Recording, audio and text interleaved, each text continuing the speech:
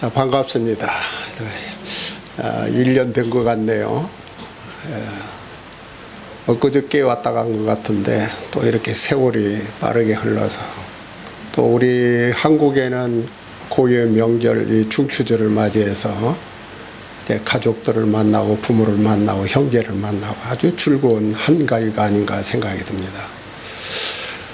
일본 땅에 계시는 우리 성도님들도 서울에 집에 있고 한국에 집에 있는 사람들 못 가본 심정 이해가 됩니다. 가족을 보고 싶고. 그러나 우리는 또 이렇게 거룩한 성일을 맞이해서 하나님께 예배한다라고 하는 것은 축복인 줄 믿습니다. 한번 옆 사람과 인사합시다. 잘 오셨습니다.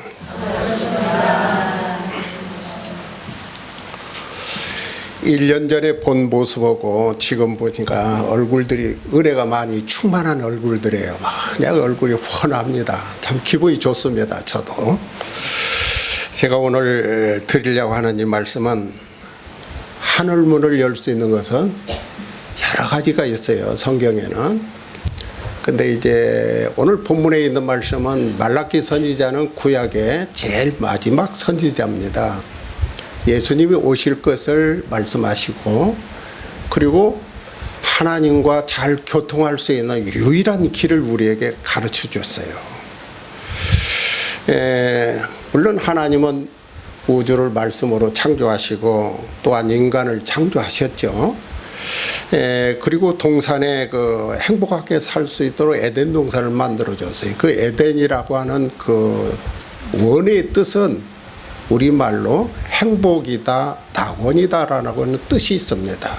하나님은 인간이 그렇게 행복하게 살고 그 낙원에서 살기를 원하셨습니다. 특별히 인간은 왜 이렇게 하나님께서 그 낙원에 살기를 원래는 원하셨는가? 당신의 형상대로 지음을 받았기 때문에 그렇습니다. 당신의 형상. 그래서 하나님의 형상 속에는 사람에게 선과 악을 구별할 수 있는 그런 윤리적인 존재로 사람을 창조했어요. 어떤 의미에서는 자유의지의 결단을 지닌 인격적인 존재로 사람을 창조했다고 말해요. 그래서 스스로 행동에 책임을 지을 수 있는 존재인 것은 틀림이 없습니다. 내가 한 모든 일에 대해서 자기가 책임을 질 수 있는 이런 존재로 창조함을 받은 것이 인간입니다. 그런데 이 인간이 이렇게 스스로 자유의지로 악을 택한 것이 불행하게 된 거죠. 그렇죠?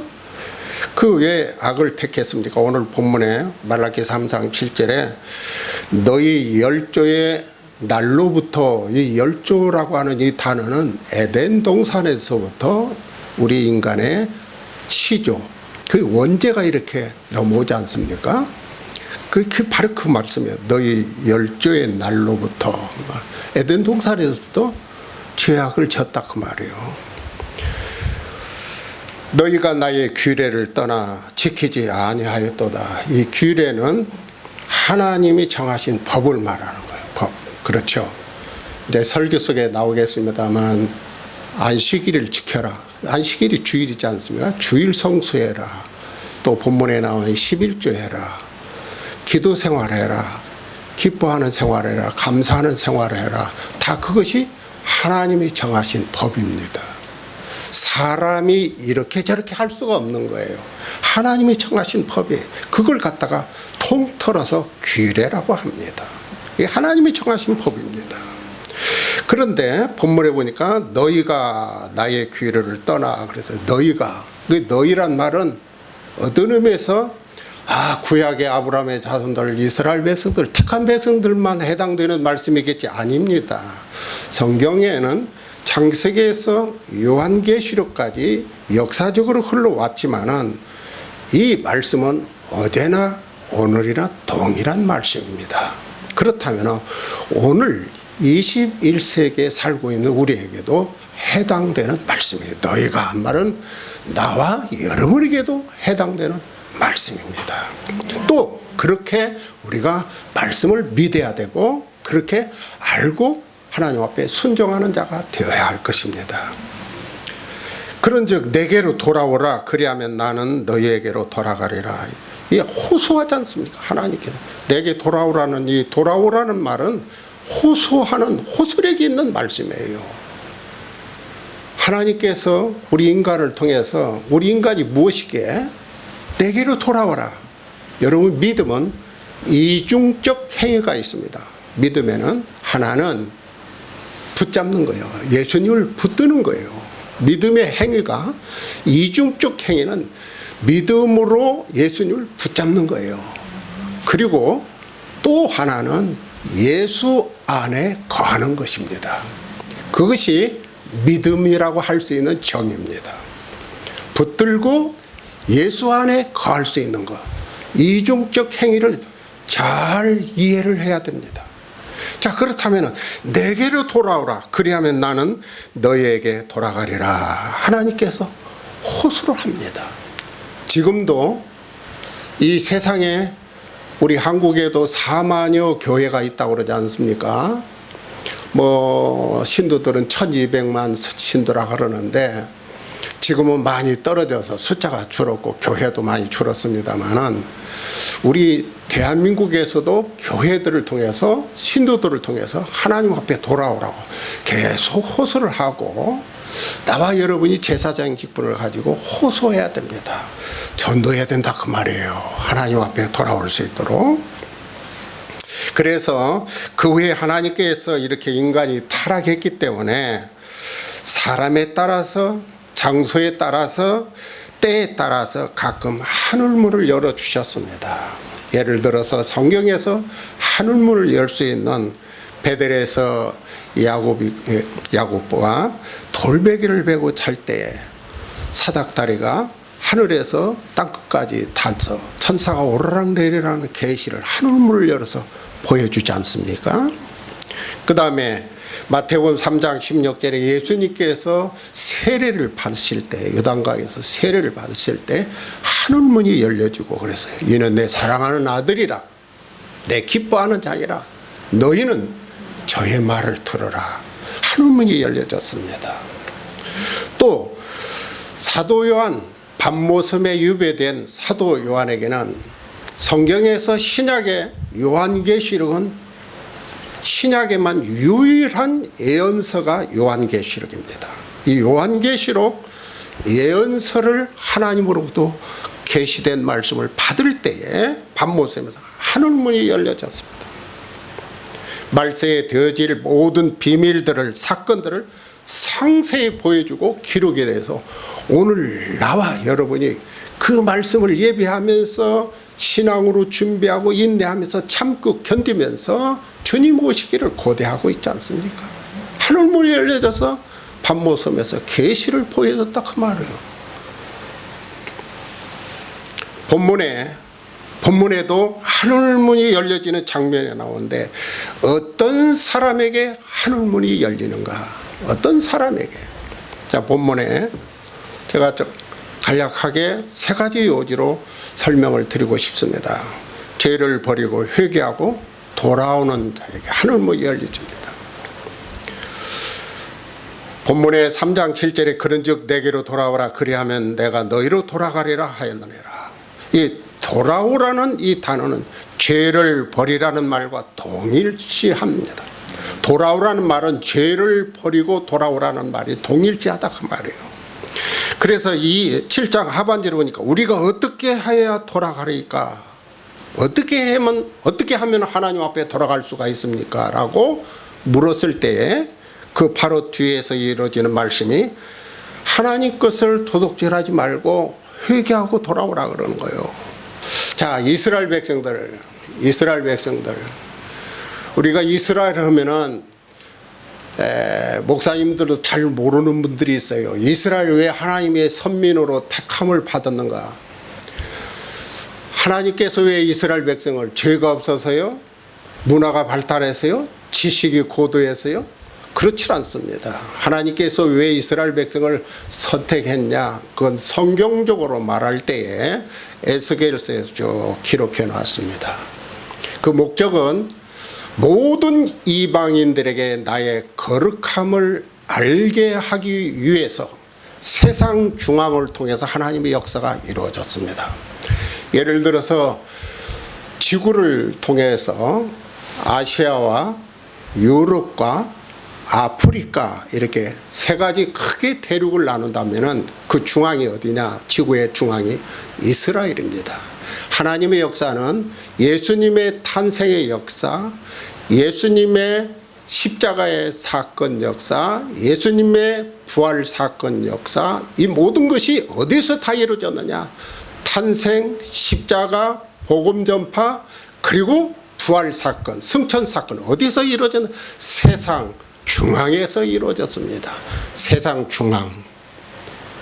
그 왜 세상 중앙에서 이스라엘 백성을 모델로 선택해서 하나님께서 쓰셨느냐면은 모든 이방인들이, 나와 여러분은 이방인들입니다. 그러나 영적으로는 하나님의 택하신 백성들입니다. 할렐루야. 아멘. 우리는 이방인이지만은 믿음을 가진 우리에게는 하나님께서 선물로 주신 믿음을 가지고 있는 우리는 의로 여기심을 받았기 때문에 영적 이스라엘 백성이라 그 말이요.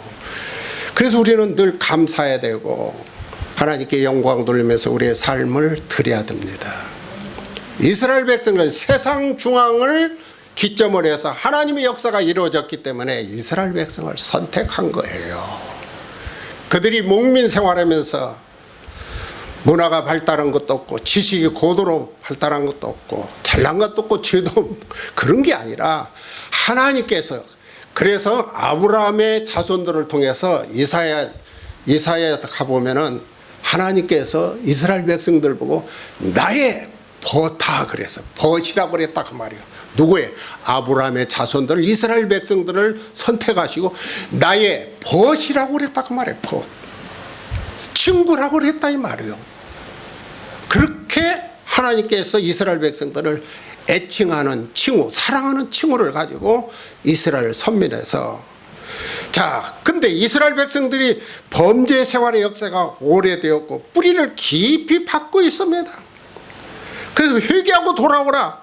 그 11조 헌물에 대해서 말라기 선지자가 말씀하시면서 거기에는 오늘 우리에게 깨닫게 해주시는 말씀이 있습니다. 우리는 시간의 11조를 잊지 말아야 됩니다. 여러분, 한 주간의 11조가 헌물만 11조가 아닙니다. 돈만 11조가 아닙니다. 11조는 거룩한 성수, 주의를 지키는 것이 11조입니다. 할렐루야. 한 주간의 11조는 주의를 성수하는 겁니다. 여러분, 엿새 동안은 하나님께서 너들 자유스럽게 생활하고 그 사용해라. 그리고 제7일 안식일 주일은 너희들이 하나님 앞에 온전히 바쳐라. 그래서 아침 제사와 저녁 제사가 있는데 오늘날 교회에서 오전 예배, 오후 예배 드리는 이유가 바로 거기에 있습니다. 그래서 한 주간의 11조는 즉 주일 성수입니다. 주일 빼먹으면은 다시 말해서 11조의 안식일을 빼먹는 거예요. 하나님 나라를 도둑질하는 거예요. 그래서 목사님들은 강단에서 교인들에게 주일 성수해라, 예배에 참여해라, 하나님께 영광을. 왜? 그것은 한 주간의 11조와 똑같습니다. 헌물만 11조가 아닙니다. 저는 신학교에서 강의를 하면서 이걸 투철하게 가르치고 있습니다. 주일 성수, 내 날로 착각하지 말아야 돼요. 이 날은 하나님께서 제정하신 규례의 날이라 이 말이요. 그래서 우리가 신령과 진정으로 시간을 드리고 마음을 드리고 정성을 드리고 예물을 드리는 겁니다. 찬양을 드리는 겁니다. 하나님 앞에 올려야 돼요. 이날만큼. 그래서 영어로 말하면 예배를 worship, 하나님 앞에 가치를 돌린다라는 거예요. 우리 인간들이 하나님 앞에 가치. 근데 그 가치를 돌리는 예배 그 안에는 말씀, 헌금, 기도, 찬송 전부 복입니다. 복과 연관되어 있어요. 카라가 복이죠. 찬송 율리기야가 복이죠. 헌금 연보가 복이죠. 찬송이 복이죠. 그러니까 우리는 하나님 앞에 찬송과 기도와 예물과 마음과 정성을 다 올리면은 아버지께서 기뻐하시고 하늘문을 열어주시고 우리에게 복을 주신다 그 말이에요. 복. 근데 이 거룩한 성일에 주일날 믿음의 사람들이 딴 곳에 가 있다. 이거 하나님이 복 주시겠습니까? 안 줍니다. 하나님의 나라를 도둑질하는 것 똑같습니다. 그래서 주일 성수는 바로 11조와 같은 것이다. 또 하루에 11조가 언제이겠습니까? 물론 일본 땅에서 거리가 멀고 이렇게 오고 가고 교통이 힘들지요. 근데 우리 한국의 국내에는 요즘에는 점점 교회들이 새벽 기도도 않는 교회가 있습니다. 않는 교회가 있어요. 수요일도 예배를 안 드리는 교회가 있다고 그래요. 주일날 한번 가서 낮 예배 한번 딱 드리고 어떤 것이 맞을 것 같아요? 하나님 앞에 자주 가는 게 좋을 것 같습니까? 한 번 가고 얼굴만 쏙 보이고 오는 것이 낫겠습니까? 하나님을 자주 만나는 걸 손해보겠습니까? 그렇지 않지요? 하나님 자주 만나는 걸 좋아해야 됩니다. 할렐루야.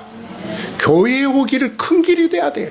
교회에 오는 것을 기쁜 마음으로, 기도에 기쁜 마음으로, 세미나에 참석에 기쁜 마음으로, 집회에 하는데 교회에 오기를 즐거운 마음으로. 아버지를 만나면 만날수록 손해가 없어요. 절대 손해가 없습니다.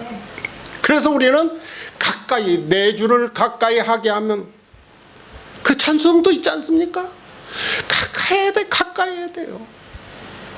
노름꾼으로 가까이 하면은 하트 잡기 쉬운 거예요. 술 주정배가 가까우면 술 먹기 마련인 거예요.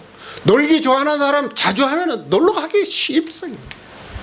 하나님 만나기를 즐거워하는 사람은 하나님의 영을 받아서 마음이 기쁘고 평안을 얻고 은혜가 넘치는 것입니다. 할렐루야.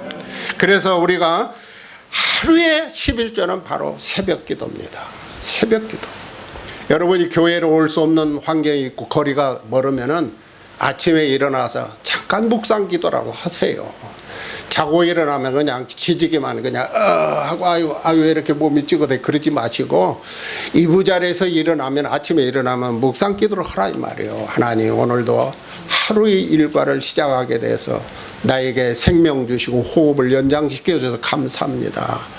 오늘도 계획 속에서 하나님의 계획 속에서 내 걸음과 생각을 지켜주시고 하나님 은혜 가운데 진행케 하옵소서. 자녀들을 위해서 기도하고 사업하는 사람 사업을 위해서 기도하고 하나님 앞에 하늘문을 열 수 있는 짤막한 시간이나마 침대에서 앉아서 하면 어떻습니까? 누워서는 하지 마세요. 일어나서 하세요. 누워서 하는 사람은 병든 사람입니다. 환자가 병원에 가면 누워있지 서 있는 사람 봤습니까? 환자는 누워있는 거예요. 그러니까 기도할 때는 절대 누워서 하면 안 됩니다. 하루에 11조는 새벽 기도입니다. 잠깐 묵상 기도하세요. 그래야 여러분이 하늘문을 열 수 있는 복받는 사람이 될 수 있다는 거 잊지 마시고, 그리고 또 한 달에 11조는 물론 헌물입니다. 우리가 하나님 앞에 드릴 수 있는 예물. 목사가 제일 어려운 것이 이제는 저는 원로가 돼서 이제 선배니까 나이도 이제 적어대 이제 먹어 들어가고 그래서 어디 가서 교육시킬 때 좀 편안한 감도 없잖아 있습니다만은 저보고 70이 넘었다면 믿겠어요? 아니 반응이 왜 없어요? 잘 안 믿으려고 그래요. 그래서 총회나 노예 가면은 젊은 목사들이 아유 목사님 그렇게 안 보이는데 처음에는 같이 말을 놓아요. 막 그냥 함부로 해요. 그러다가 당신 몇 학년이요? 그러면은 5학년 8반이요. 네 저리 가. 그러면 꼬리를 싹 내리고 조심해요. 아유 목사님 그렇게 됐어요. 이제는 저는 후배들이 다 우리 총회는 노예는 다 알아보니까 한 달에 11조는 바로 뭐냐? 헌금입니다. 헌금. 하나님 것은 하나님 것으로 구분해야 됩니다. 여러분, 하나님 앞에 바쳐지는 거 오늘 성경에서도 목사가 설교하기가 힘든 것이 바로 이 11조에 대한 설교입니다. 자, 담임 목사도 11조하는 성경에 있는 말씀이지만은 그 말씀을 하기가 참 불편합니다.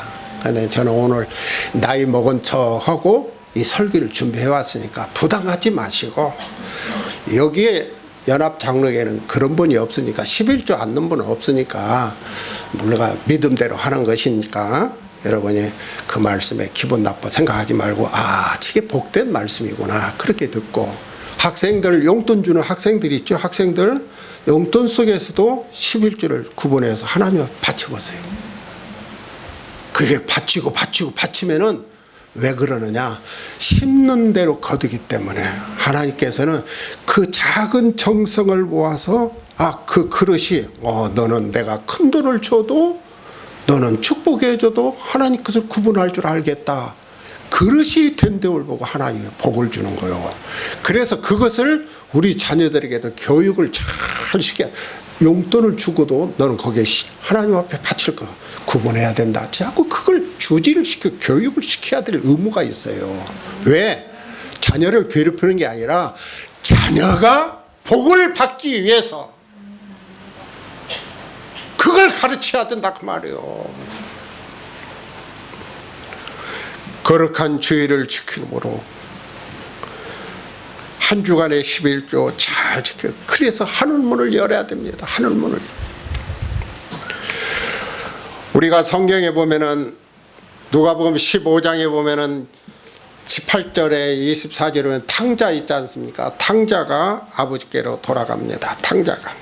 탕자가 돌아오고, 그리고 우리가 잘 아는 마태복음 11장에 수고하고 무거운 짐 져서 다 내게로 돌아오라. 아버지께서 말씀하시지 않습니까? 돌아와라. 요한계시록 3장 20절에 보면은 누구든지 내 음성을 듣고 그 문을 열면 들어가리라. 그래서 우리가 적어도 돌아오는 자에게는, 한번 따라합시다. 돌아오는 자에게는 길이 열리고 쉼을 얻고 부드러운 주의 음성을 듣고, 할렐루야. 돌아오는 자에게 하나님께서 이렇게 음성을 들려주시고 길이 열려주고 쉼을 얻고. 요즘에 참 전부 피곤하죠. 사람들이 정신적으로도 육체적으로도 마음적으로도 피곤합니다. 참 피곤. 할 일이 없는 것 같은데 무진장 피곤합니다. 왜 그럴까요? 정신세계 속에서 영이 영적으로 이 세상을 지배하지 못하기 때문에 너무 복잡한 세상에 살고 있습니다. 그래서 이 공중권세를 잡고 있는 악의 영들, 왜 공중권세를 잡고 있는 줄 아십니까? 자, 에덴 동산에서 쫓겨을 받았죠. 마귀가 아담과 하와를 꾀해서 하나님 앞에 불순종하게 하고, 결국은 하나님의 수종들은 천사가 하나님처럼 되고 싶어서 쫓겨납니다. 그것이 에덴 동산으로 간 거예요. 에덴 동산으로 갔지만은 이 세상에 예수 그리스도가 오셔서 세상 지배를 하려는 마귀의 영들이 예수님께 십자가를 처형시키죠. 십자가에 죽고 그걸로 다 끝난 줄 알았는데 예수님께서 사흘 만에 부활하셨다 이 말이에요. 사망 권세를 이기고 부활하셔서 지상에서 승리한단 말이에요. 그래서 악의 영들이 어디로 쫓김을 받느냐? 아, 지상에서도 안 되네. 예수님을 십자가에 막 납세우고 그렇게 했는데도 안 된단 말이에요. 자기네들이 승리한 것 같았지만 예수님은 3일 만에 부활하셔서 사망 권세를 부활하셔서. 그러니까 이 악의 영들은 어디로 쫓겨가냐? 지금 현재 공중 권세를 잡고 있다 이 말이에요. 왜 우리가 기도하기가 피곤하느냐? 엠만치 기도해야 상달이 안 됩니다. 찬송을 엠만치 해야 기쁨이 없습니다. 말씀을 엠만치 들어야 확신이 없습니다. 자꾸 공중권세를 갖고 있어서 우리의 영을 흐트게 만들고 마음을 혼미케 하려고 합니다. 그래서 우리 믿음의 사람들이 정신 바짝 차리지 않으면 주님과의 나와의 교통하는 모든 것이 제대로 되지 아니하면 살아갈 수가 없어요. 그래서 성령 충만을 받아야 돼요. 성령 능력을 받아야 세상을 지배하고 마귀를 물리치고 그리고 승리할 수 있는 길을 걸어갈 수가 있는 거예요. 육신이 피곤하던 건 영혼이 피곤한 건 뭐냐? 잡혀서 사는 거 그래요. 권력에 잡혀있고 물질에 잡혀있고 세상 일에 바삐 잡혀있어요. 근데 하나님이 일하고 하나님께 영광 돌리는 일은 작은 시간을 투자하지만은 세상적으로는 엄청난 시간을 투자하면서 살고 있지 않습니까? 여러분이 하나님 편에서 쓰이는 시간을 한번 체크해 보세요. 24시간 중에 잠자고 식사하고 사업하고 장사하고 직장 가고 다 빼놓고 하나님 앞에 드리는 시간 한번 체크해 보세요. 얼마나 되는가? 별로 없어요. 몇 분에 불과합니다.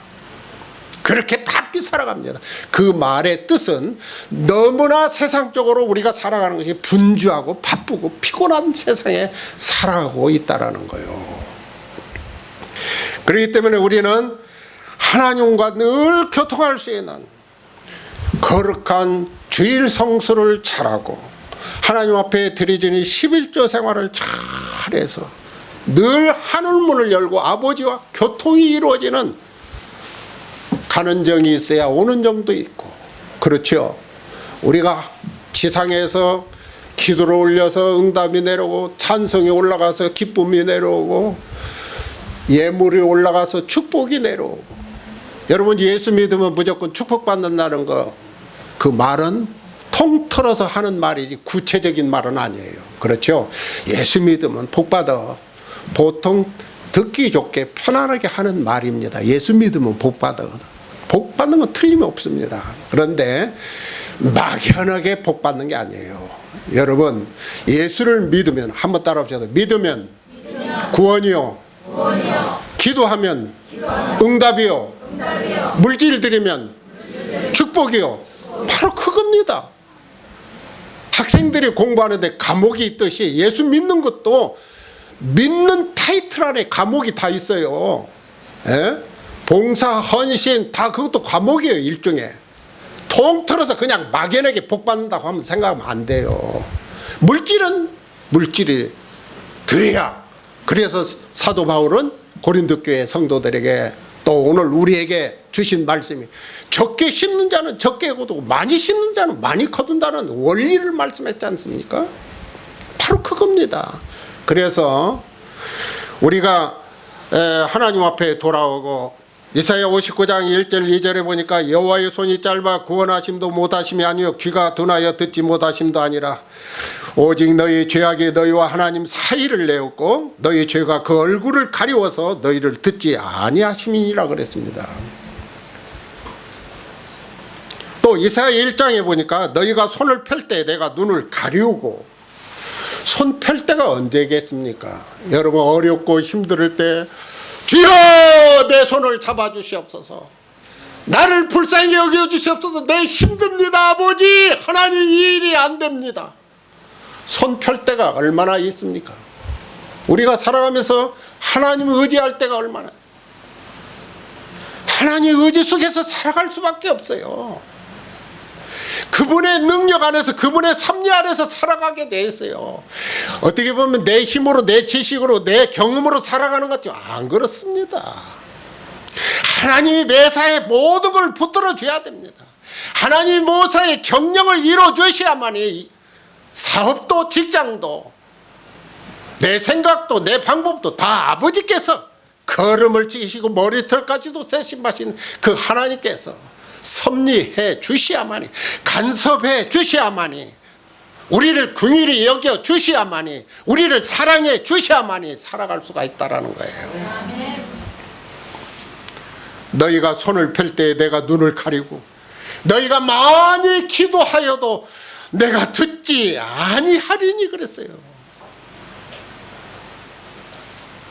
얼마나 기도하고 얼마나 부르짖고 손을 펴서 하나님 도와주세요. 하나님이 듣지 않으면은 그 성도는 얼마나 애석한 사람입니까? 믿음이라고 하는 타이틀만 갖지 마시고 하나님께서 규례대로 말씀하신 그대로 실천하면서 살아가는 거예요. 주일 성수해라. 예, 주일하러 온 거예요.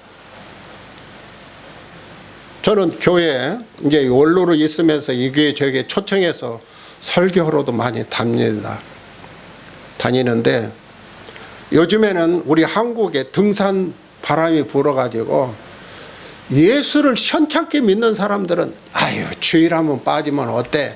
등산 가는 사람이 수두룩해요. 등산 가는 사람이 수두룩하다 이 말이에요.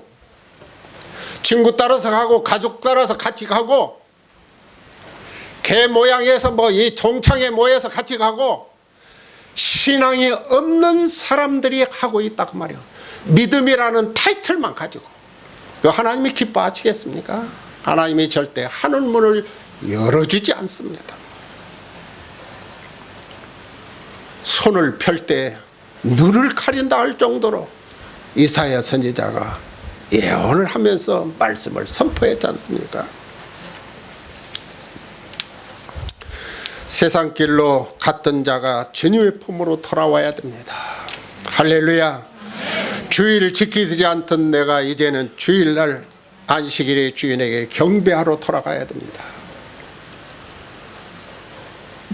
어느 신문에 보니까 안식일에 대해서 우리 한국 교회는 주일날 예배하는 것이 틀렸다라고 신문 광고를 팔면에 크게 낸 목사님이 한 분 있어요. 목사인지 어쩐지 모르겠습니다만은 목사라고 하니까 그렇게 글을 냈는데 제가 보기에는 그분은 성경을 잘 못 알고 있더라고요.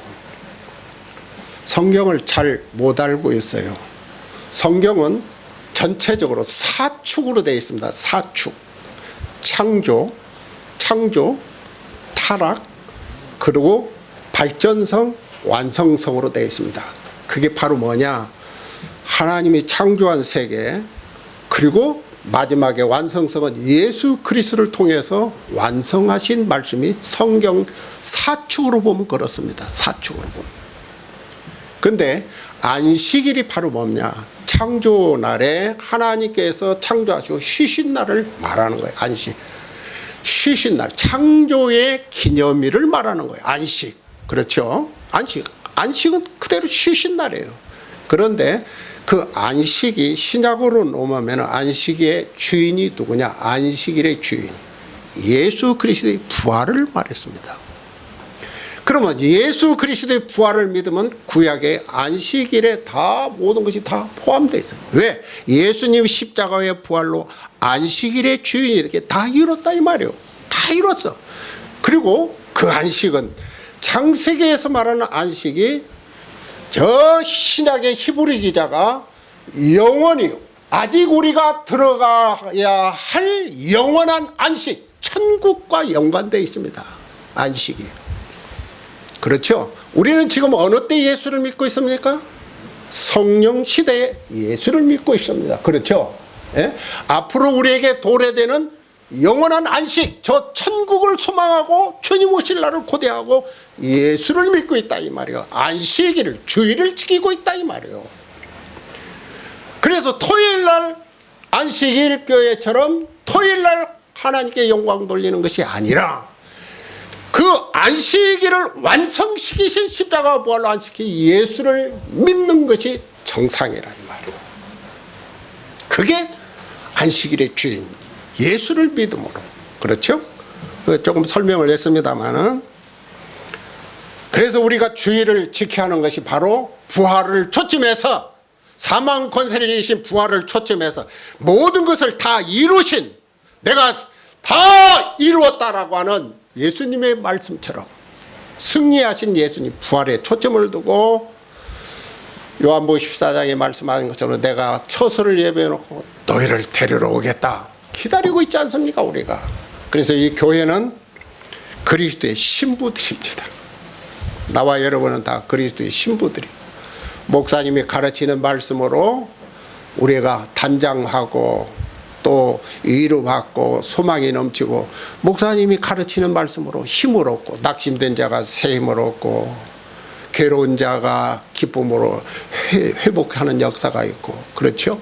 속상하고 힘든 사람들이 교회 와서 위안을 받고 신부단장하는 거예요. 교회에서. 그렇죠. 그리스도의 신부들이란 말이에요. 그걸 누가 양육시키냐? 목사님이요. 우리 담임 목사님.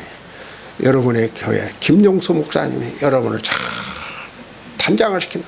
마음도 정신도 영혼도 몸도 그렇게 단장을 시킨단 말이에요. 왜? 흠없고 점없는 신부로 예수 앞에 서기 위해서. 할렐루야. 그래서 너희를 인도하고 가르치는 자에게 마음을 편안하게 해드리라고 그랬어요. 목사님 마음을 편안하게 해야 돼요. 목사님을 헐뜯고 목사님을 자꾸 무슨 참으로 목회하는데 불편하게 하면은 성경에 뭐라고 말했느냐? 나에게 유익이 없느니라 그랬어요. 유익이 없다 그랬어요. 여러분, 유익이 없다는 것은 손해본다는 말 아니에요? 그렇죠? 그러니까 목사님 마음을 편안하게 해서 목사님이 여러분을 잘 가르칠 수 있도록 우리 연합장로회에는 우리 목사님 말씀에 순종하고 존경하고 사랑하고 아멘이 없네. 존경하고 사랑하고 협력하고 할렐루야. 그렇게 된 줄을 믿습니다. 아멘. 두 번째, 크게 두 번째, 이제 짤막하게 해야겠네요. 하나님 것을 드려야만이 하늘문이 열립니다. 하나님 것을. 성경에 보니까, 오늘 성경에 보니까 사람이 하나님 것을 도둑질 하겠느냐? 나의 것을 도둑질하고도 말하기를 우리가 어떻게 주의 것을 도둑질을 하였나이까? 성경에 도적이란 말은, 강도와 도적이란 말은 별로 많지 않아요. 자, 예루살렘에 들어갔을 때에 기도하는 집이 예배하는 집인데 장사 소굴이 됐을 때 예수님께서는 채찍을 들어서 비둘기 파는 자를 상을 엎으시고 강도의 소굴을 만들었다고 책망했습니다. 그렇죠? 책망했습니다.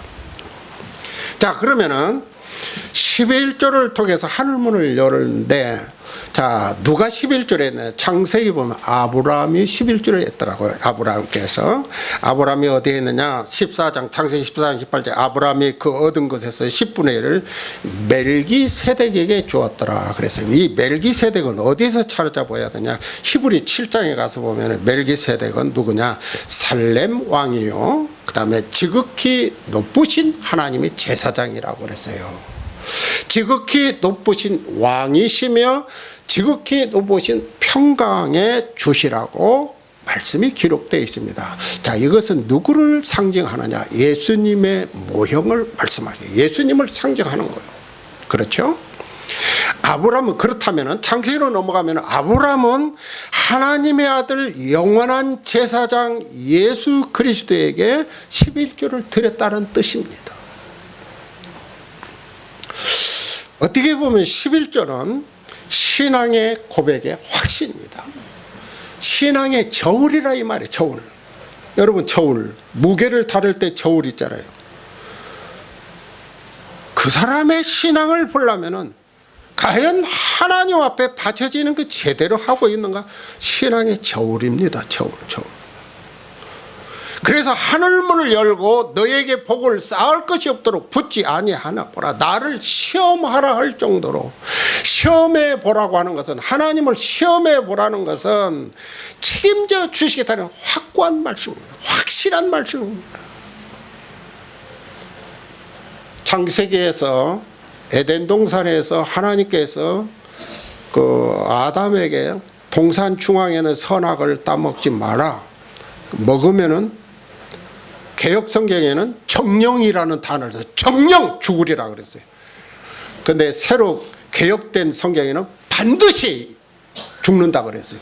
정령 죽으리라, 반드시 죽으리라. 똑같은 내용인데 그 말의 뜻은 바로 뭐냐? 변경할 수 없는, 하나님의 계획을 바꿀 수 없는 그런 뜻이에요. 아주 엄격하고 아주 단호하게 말씀하신 내용이에요. 반드시 정령 그랬단 말이에요. 왜 그런 단어를 성경에 기록해놨냐면 에덴 동산에는 원칙이 있고 금칙이 있고 벌칙이 있습니다. 그 원칙은 바로 뭐냐? 생명과일은 네 힘으로 따먹어라. 그렇죠? 우리 사람이 빵을 먹고 살잖아요. 그렇죠? 빵을 먹어요. 뭐 2대, 3대를 잡수시든 하여튼 먹어야 살잖아요. 그리고 생명과일은 네 마음대로 따먹으라는 게 원칙입니다. 금칙은 뭐입니까? 선악의 알과는 그건 따먹지 말라 그래요. 금칙이에요. 벌칙은 바로 뭐냐? 정령이나 반드시 죽는다라고 하는 벌칙이 그렇습니다. 에덴 동산에는 3가지 원칙이 있다고 말합니다. 그래서 우리가 하나님께서 멜기세덱 히브리서에 한울 멀 수 있는 것, 복을 쌓을 것이 없도록 붙지 아니하거라. 신학의 축복은 한울문을 열려지는데 믿음으로는 한울문을 열고 기도로서 한울문을 열어서 성령을 선물로 받아야 돼요. 성령 체험하지 아니한 분들 죄송합니다만은 뭐 꼭 은사를 받아야 된다라고 하는 뜻이 아니라 예수를 믿으면서 살아계신 하나님이 계신가, 말씀을 들을 때에 내 마음이 뜨겁든가, 기도를 할 때 확신이 온다든가, 찬송을 할 때에 기쁨이 넘친다든가, 그런 체험쯤은 내 영적으로 느낌을 받아야 되고 뭔가 맛을 봐야 됩니다. 맛을.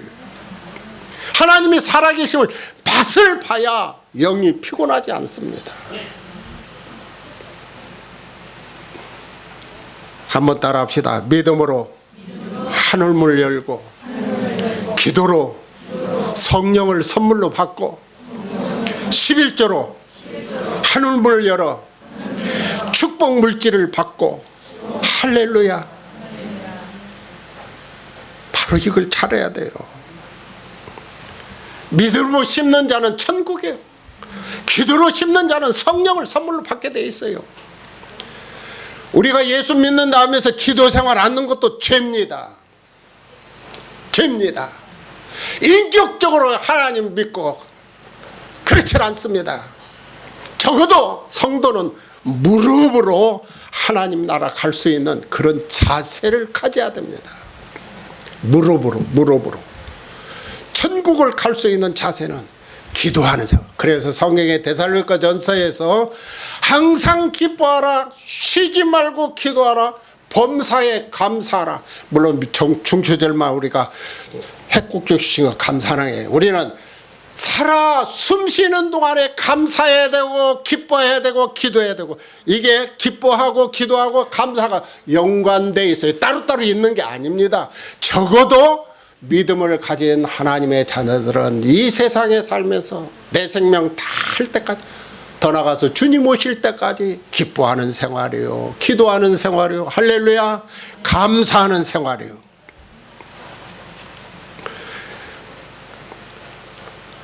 본문에는 11조 헌물을 말씀하셨어요. 여러분, 헌물은 뭐냐? 11조는 이제 여러분이 한 달의 소득에 대해서 이렇게 이해하시면 되겠고요. 헌물은 뭐냐? 헌물은 교회에서 어떠한 뭘 해야 되겠다. 야, 마이크를 하나 사야 되겠다. 스피커를 사야 되겠다. 이렇게 갑작스레 하나님께 영광 돌릴 수 있는 필요한 헌물들. 그렇죠? 그 할 때 해야지 기회제라면 못합니다. 왜? 그걸 갖다가 헌물이라고 합니다. 물론 이때 당시에 헌물은 곡식도 되고 소도 되고 양도 되고 처음 난 것, 그런 것도 됩니다만은 오늘 우리가 이렇게 시대가 흘러와서 영적으로 볼 때 이 헌물이 바로 뭐냐? 교회가 필요할 때, 하나님의 영광을 합력하여 선을 이룰 때, 아마 이제 연합장로회도 얼마 안 있으면 바자회 한다 그러는데, 그게 주님의 이름으로 그 바자회를 해서 헌금이 나오면은 어떤 선교를 한다든가, 또 교회에 어떤 필요한 것을 하나님께 영광 돌려. 그때 할 때 해야지. 그 지나간 데 소용없어요. 그 헌물 잘해야 돼. 헌물. 드려야 할 때 드려야 되는 것이 헌물입니다. 자, 이렇게 11조를 바치고 주일 성수하고 하나님께 영광 돌리니 하늘문이 열어질 때에 오늘 3장 11절에 이제 결론을 내리겠습니다. 3장 11절에 황충을 금하며 너희 토지 소산을 멸하지 않게 하며 너희 밭에 포도나무 과실이 기한전에 떨어지지 않게 한다. 이 황충이라는 말은 우리말의 뜻은 먹는 자라는 뜻이 있습니다. 먹는 자. 여러분 농사를 지었는데 농사꾼이 먹어야 되는데 황충이가 벌레가 다 먹었다고 하면 가정하십시오. 참 불행한 일이죠. 그렇죠? 어떤 사람이 사업을 열심히 했는데 황충이가 먹었다. 사기꾼한테 뛰었다. 사업에 실패했다. 얼마나 억울하겠습니까? 그렇죠? 어떤 가정은 행복하게 결혼을 시작했는데 애정생활에 황충이 애도가 들어와갖고 황충이를 먹어갖고 가정이 파탄되는 가정이 있어요. 어느 분은 젊었다고 건강 자신했는데 황충이 먹어서 자기 수명대로 살지 못하고 생명을 단축시키는 사람도 없잖아 있습니다. 그래서 개인이나 가정이나 교회나 사업이나 회사나 국가나 할 것 없이 황충이가 없어야 돼요. 우리 민족이 잘 살려면 황충이 없어야 돼요. 어떤 집사님이 한상 중에 하나님께서 말씀하셨던데 뭐 앞으로 뭐 전쟁이 일어난다고 북한과 남한 전쟁이 일어났는데 저는 뭐 거기에 대해서 성경적이 아닌 것이니까 그냥 듣기만 했는데 그 중에 한 가지를 소개한다면 세 번째가 하나님 세 가지를 말하더래요. 하나는 북한에 있는 동포들을 구원시키기 위한 하나님의 뜻이다. 두 번째는 나라와 나라와 민족끼리 대적하고 마지막 때 있는 성경 말씀을 이루려고 한다. 세 번째는 북한은 하나님이 없는 나라, 무시하는 나라가 됐다. 남한은 어떻게 됐느냐? 오늘날 교회가 인본주의로 돌아갔다고 그러더라고요. 오늘날 교회가요 인본주의로 돌아갔어요. 솔직히 얘기해서 사람 비율을 맞추고 자기 마음대로요. 예배 참석하려면 참석하고 가려면 가고 말라면 말고 인본주의가 됐어요. 그 말에 저는 뭐 꼭 그 말을 믿자는 게 아니라 동감이 갑니다. 인본주의가 됐어요. 인본주의. 하나님을 기쁘시게 하랴 사람을 기쁘시게 하랴 인본주의가 됐다 이 말이야. 오늘날 교회는 그러면 안 되잖아요. 그렇죠? 황충이야 먹습니다. 잘못하면 하나님께 영광을 돌려야지 사람이 영광을 받으면 되겠습니까? 여러분이 1년 동안 열심히 땀 흘려서 농사를 열매를 거두기 전에 태풍이 와서 병충해 와서 떨어지면 헛수고지 않습니까? 얼마나 애써갑니까? 기한전에 떨어지지 않게 하리라.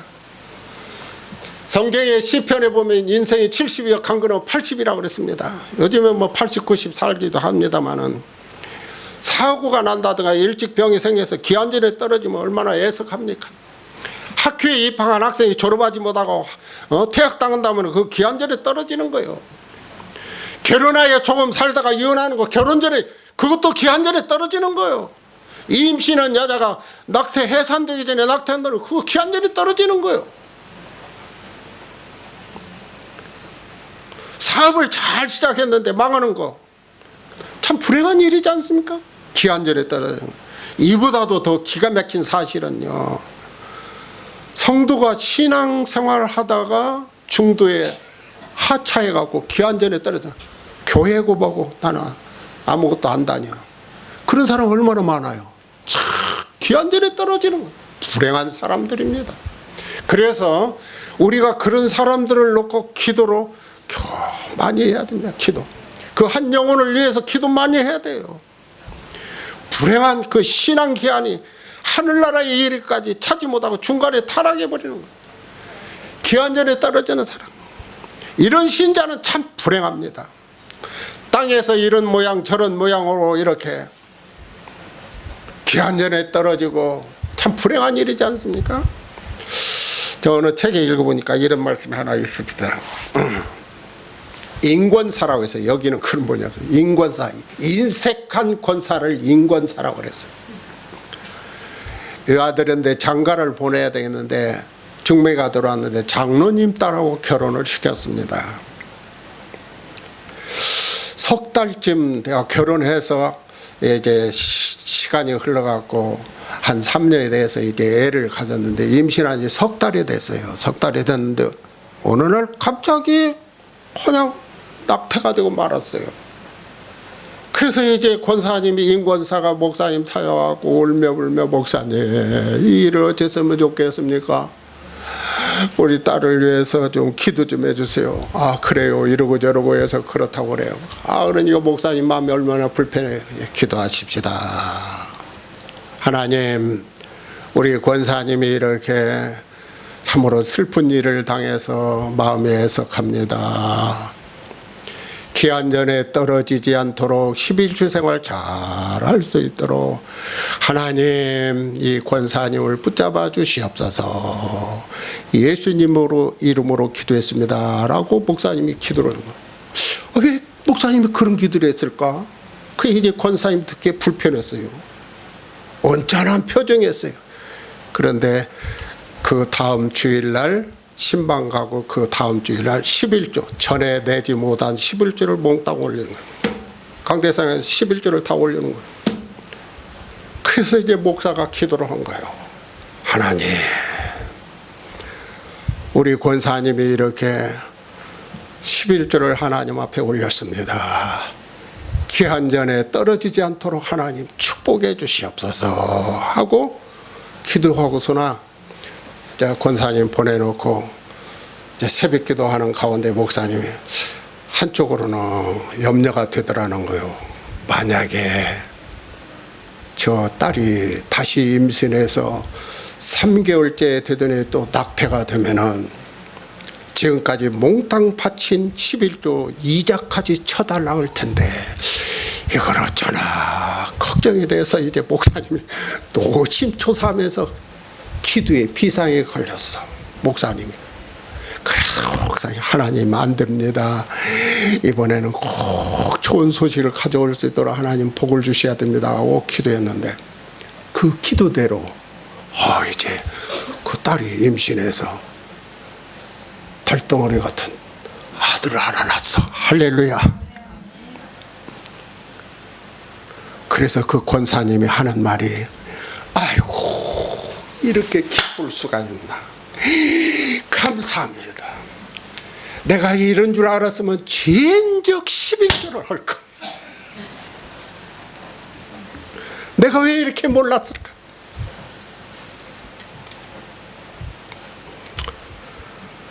그런 간증의 책을 읽어봤습니다.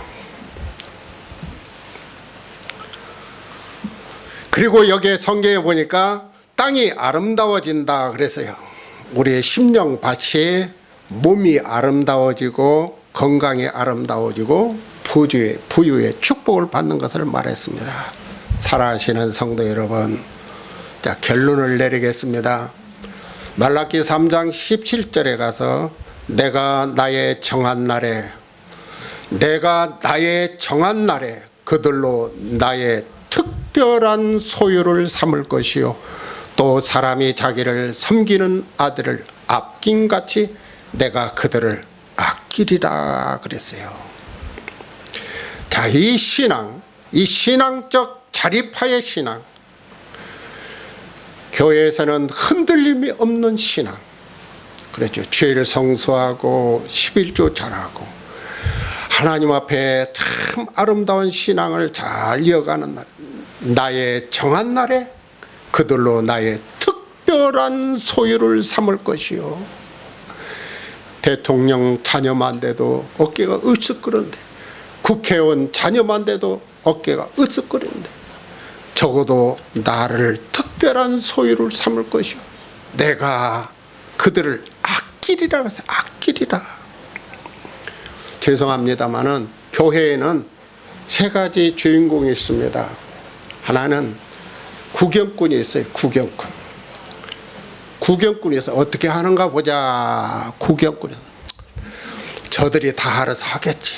구경꾼이 있고, 하나는 엑스트라 있어요. 엑스트라. 그냥 반짝할 때만 뭐 이렇게 보여. 엑스트라.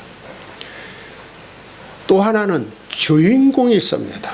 여러분 연속극이나 보고 영화나 보면은 엑스트라 구경꾼들 한 5만 원 주고 너들 와서 촬영할 때 옆에 서 있어라. 사이드에서 구경꾼들처럼. 그거 돈 많이 못 받습니다. 엑스트라도 한번 맞는 역할을 한다든가 쓰러지는 역할을 총 맞는 역할을 한다든가 돈 많이 못 받습니다. 누가 돈 제일 많이 받습니까? 주인공입니다. 주인공. 자, 교회는 영적으로 말하면 이렇게 세 가지로 구분할 수가 있어요. 구경꾼이 있고 엑스트라, 잠깐 반짝했다가 뭔 일만 하면 다 나가. 우리 연합장로에는 그런 분이 없어서 얼마나 감사합니까? 주인공이 돼야 돼. 주인공.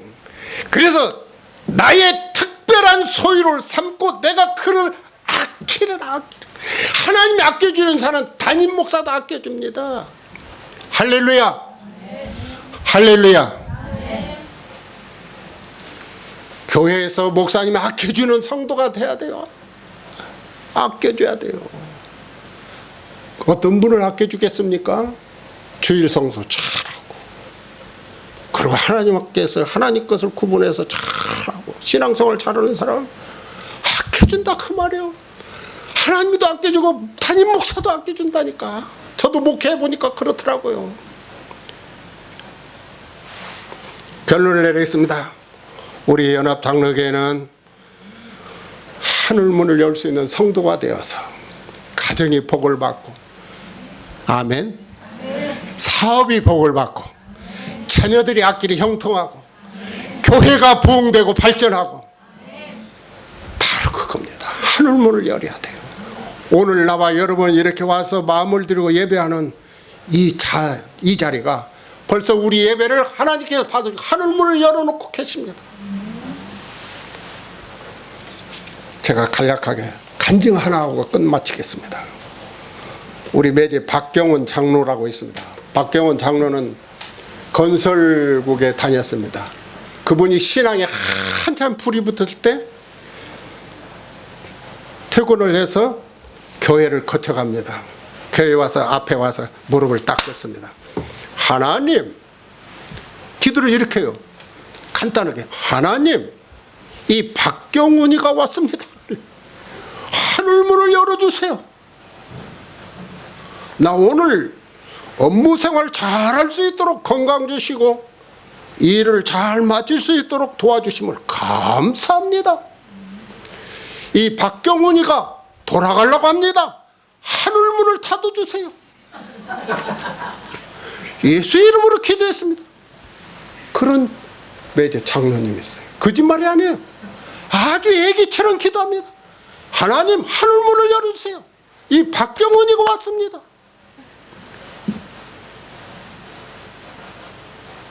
잠실에 있는 신천교회 장로입니다. 이제 원로가 됐습니다만 얼마나 순수합니까? 참 순수합니다. 제가 어디를 가면 그 간증을 해요. 연합장로교회 온 성도들 하늘문을 열 수 있는 순종의 신앙, 순상과 하나님 앞에 막힌 것이 없이 아낌을 받고 기한전에 떨어지지 않고 여러분의 가정과 사업과 직장과 자녀들의 앞길에 하나님의 축복이 임하시기를 주님의 이름으로 축원합니다. 아멘. 아버지 하나님 감사.